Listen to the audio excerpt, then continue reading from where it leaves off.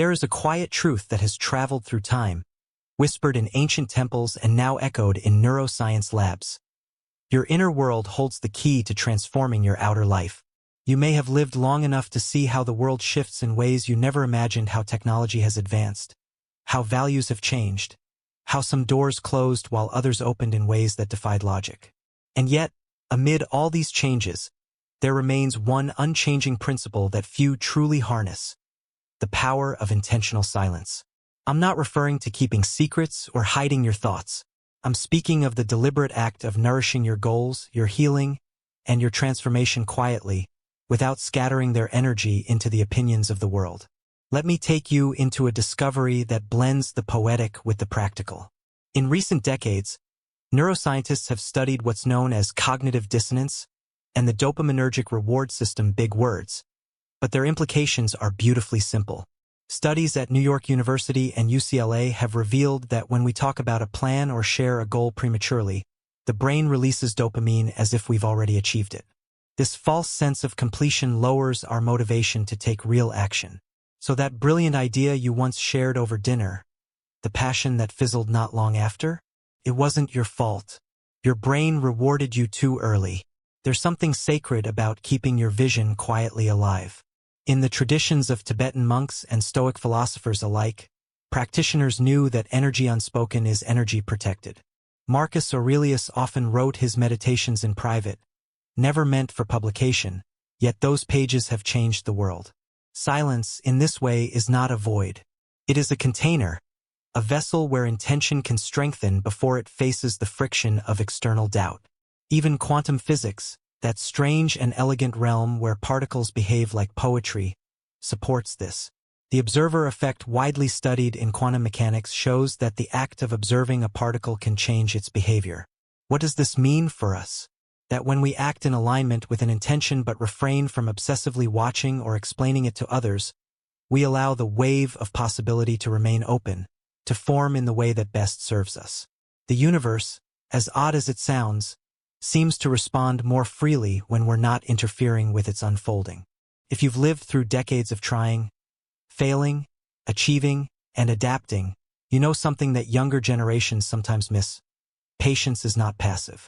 It is power under control. When you plant a seed, you don't dig it up every morning to check if it's growing. You trust the soil. You water it quietly. You give it sunlight, and then you wait. And one day, there it is, a bloom, a fruit, a miracle born from silence. So here is what I invite you to practice. Choose one intention today. A healing you want, a habit you wish to shift, a relationship you hope to mend. Keep it sacred. Write it down, visualize it every night before sleep. Do not speak of it unless you must. Instead, feed it through action. Walk daily if it's health. Reach out softly if it's connection. Study in silence if it's a skill. Let it build strength in the invisible. In this chapter of your life, wisdom isn't about proving anything to anyone. It's about living in alignment with what matters most. The power of your energy doesn't diminish with age. It deepens. Let it become more focused, more elegant, more silent, and watch how life quietly begins to unfold in your favor. If there is one revelation that has transformed how we understand the world and our place in it, it is this: reality is not something fixed and unchangeable, but something we are continuously shaping with our minds. This is not just a poetic idea found in old spiritual texts. It is a conclusion emerging from modern science, particularly in the study of consciousness and perception. Dr. Jacobo Grinberg, a Mexican neuroscientist and psychologist, dedicated his life to understanding how the brain creates what we experience as reality. His work on the synergy theory proposed that there exists an invisible matrix, a field of information, through which our consciousness interacts with what we see and feel. What this means, practically speaking, is that your thoughts are not just private experiences floating in your mind, they are instruments tuning your entire life's frequency. If this sounds abstract, let me bring it closer. Have you ever walked into a room and immediately sensed tension before anyone spoke? Or met someone and instantly felt drawn to them, as if your energies recognized each other before your names were exchanged? These moments are not coincidences. They are subtle indicators that our brains are picking up far more than we consciously realize. constantly interpreting signals from a deeper field of connection. From a neuroscientific perspective, the brain's default mode network, DMN, is active when we are introspective, when we daydream, and when we reflect on ourselves. Interestingly, studies from Harvard Medical School and the Max Planck Institute show that the DMN can be reshaped through focused mental practices such as visualization and intention setting. What does this mean for you, especially at this stage of life? It means that even after decades of thought patterns, your brain still responds to how you focus your mind. Neuroplasticity, the brain's ability to change and adapt, does not retire with age. It remains active, like a garden that still blossoms when lovingly tended. When you choose to hold a vision, even quietly, your brain begins creating pathways to support that vision. Over time, your perception begins to shift. What once seemed like a closed door may now appear as an opportunity. What once felt like bad luck may now reveal itself as a moment of preparation. Philosophically, this aligns beautifully with what ancient traditions have always taught. In the teachings of the Upanishads from India, it is said, "As is your desire, so is your will. As is your will, so is your deed. As is your deed, so is your destiny." This ancient wisdom echoes what modern science now validates. What you consistently focus on, feel deeply about, and act toward becomes the very shape of your future. But here's the practical part. How can you use this? Start by observing the tone of your inner dialogue. Each morning, before turning on the news or checking your phone, sit quietly and ask yourself, what do I want to experience today? Then take 3 deep breaths and visualize that answer, whether it's peace, clarity, or connection, as if it were already happening. During the day, use gentle reminders. A sticky note on the bathroom mirror that says, "I choose peace today," or "I am creating my path," can help redirect your brain's habitual loops. At night, as you lay in bed, revisit your intention and imagine your brain gently rewriting old patterns. The science supports this. Visualization has been shown to activate the same neural circuits as physical action. In studies of stroke patients and athletes, those who vividly imagine movement improved nearly as much as those who physically practiced. What you see in your mind, especially when infused with feeling, becomes a rehearsal for reality. The truth is, you are not too late, too old, or too set in your ways to shift your experience. You are standing at the edge of a vast inner universe that still responds to your command. With a simple, quiet focus repeated daily, you begin to speak the language of life itself. Let this be your practice. Hold a vision that matters to you, not loudly, but clearly. Let it live in the soil of your thoughts, watered each day with belief, and watch how the garden of your life responds. There is a force shaping your life every single day, and most of the time it works without your permission. It lives beneath your conscious awareness, quietly guiding your decisions, your reactions, your patterns, and even your sense of what is possible. That force is the subconscious mind, and understanding how it works is perhaps the most empowering discovery any human being can make, especially for those who have seen life unfold over decades, who have lived through seasons of joy and loss, progress and stagnation. The subconscious is not just a container of memories. It is an active filter, interpreting the world around you through the lens of your deepest beliefs. From the moment we are born, we absorb messages about money, love, success, health, and self-worth. These early impressions, often formed in childhood, become embedded as emotional programs, running silently in the background. Science confirms this with remarkable clarity. Research in neuropsychology, including the groundbreaking work of Dr. Bruce Lipton, shows that by the age of 7, a child's subconscious mind is nearly fully programmed through repetitive emotional experiences. These patterns then operate automatically, influencing our adult lives unless they are intentionally rewritten. Let's imagine a simple example. If you were often told as a child that money is scarce or that wanting too much is selfish, those ideas likely became emotional truths for you. Even now, decades later, they may be limiting your financial experience, not because you lack intelligence or effort, but because your subconscious still plays by outdated rules. And here's where the philosophy meets the science. The Stoic thinkers believed that freedom begins when we examine our assumptions. Epictetus wrote, "It's not what happens to you, but how you react to it that matters." But reactions, as we now know through neuroscience, are often driven by subconscious associations unless we take the time to rewire them. Thankfully, this rewiring is not only possible but practical and deeply effective. Studies in cognitive behavioral therapy and mindfulness meditation have shown that through repetition, visualization, and emotional reinforcement, the brain can build new neural pathways even late in life. This process is known as neuroplasticity, and it means that your mind can still change its wiring at 66 or at 96. So what can you do with this knowledge right now? Begin by becoming aware of the words you say to yourself every day. Catch the hidden scripts like, "I'm too old for that," or "Nothing ever works out for me." These statements may feel like facts, but they are often just echoes from the past. Replace them with new affirmations, but don't just say the words. Feel them. Let your body believe them. Say, "Opportunities find me every day," or "I am worthy of abundance and peace." As studies in psycholinguistics show, emotion paired with language is what teaches the subconscious. Think of it like training a garden. Your thoughts are seeds, your emotions are water, and your repetition is the sunlight. It may take time, but it is inevitable that something new will grow. Use visualization as a daily ritual. Close your eyes and picture yourself already living the reality you desire, not someday, but now. Imagine the details, the sounds, the smells, the smiles around you, and let your nervous system begin to believe it's real. As Harvard research has shown, the brain does not distinguish between imagined and actual experiences when the emotional signature is strong enough. This is not wishful thinking. It is disciplined mental training. Athletes, veterans in rehabilitation, and stroke survivors have used these same techniques to rebuild their bodies and minds. And so can you.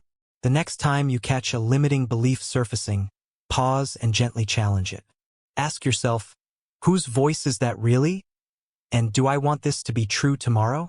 Every moment you do this, you reclaim a little more of your freedom. So let this be your practice. Notice, reframe, feel, and repeat. Create a morning routine where you affirm what you now choose to believe. Let your words be kind, intentional, and filled with emotional truth. And most of all, be patient. The subconscious learns slowly but powerfully. When you speak to it with compassion and consistency, it will eventually speak back with new possibilities. There is a moment that every person has felt at least once in life, a moment when everything just seems to fall into place effortlessly. A phone call at the perfect time, a solution appearing out of nowhere, or meeting someone who says exactly what you needed to hear. These moments are not accidents. They are signs that you have briefly entered what scientists and philosophers alike call the state of flow. Flow is not a mystical condition reserved for athletes or artists.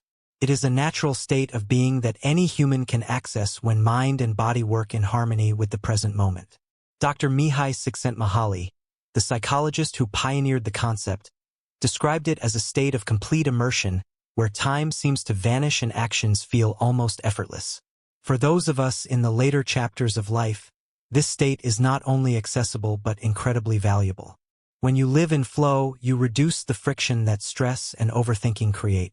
You become more in tune with your intuition, and you make decisions with a quiet confidence that does not come from haste but from harmony. Flow begins with presence. Presence, in its truest form, is not just sitting still or watching your breath. It is releasing the mental habit of needing to control every outcome. The paradox of manifestation, something even quantum theorists have begun to understand, is that the more we cling to a specific result, the more we create energetic resistance. Resistance is not just emotional discomfort. It is measurable. Research from the HeartMath Institute has shown that when people enter states of frustration, fear, or anxiety, their heart rhythms become erratic and their nervous systems dysregulated. But when people shift into appreciation, acceptance, or trust, their heart rhythms stabilize, coherence improves, and the body enters a state that naturally supports healing and clarity. In simpler terms, when you stop pushing against what is and begin aligning with what could be, your entire system becomes more capable of receiving. This mirrors a principle found in Taoist philosophy. Water is soft and yielding, yet it can wear away the hardest stone. When we live with softness, not weakness, but openness we allow life to guide us with grace rather than struggle. Imagine the energy it takes to swim upstream every day. Now imagine what would happen if you let the current support you, if you trusted that the river of life knows where it's going. This is not a call to passivity.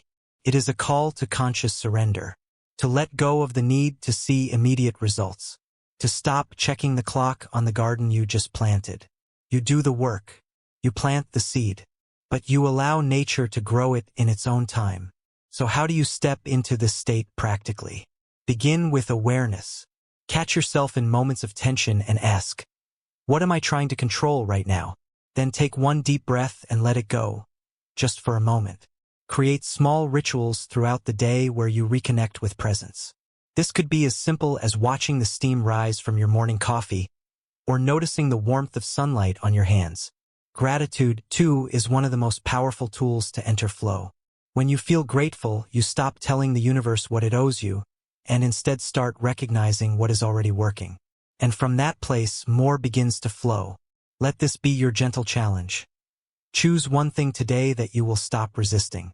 One outcome, one fear, one frustration. Say to yourself, I allow this to be and I trust what will come. As you do, you begin to soften the hard edges of your experience. And in that softness, you'll find a surprising truth: the doors that once felt locked may have only needed a lighter touch. The universe, like life itself, is not waiting to be forced.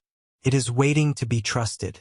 There is a point in every journey where knowledge must become action, where reflection must become practice, and where inner clarity must translate into outer change. Knowing the power of silence, the mechanics of the subconscious, and the sacred flow of life is only the beginning. The transformation you seek begins not with grand declarations, but with small, consistent acts that align your energy with intention. In the world of neuroscience, repetition paired with emotion is the key to rewiring behavior.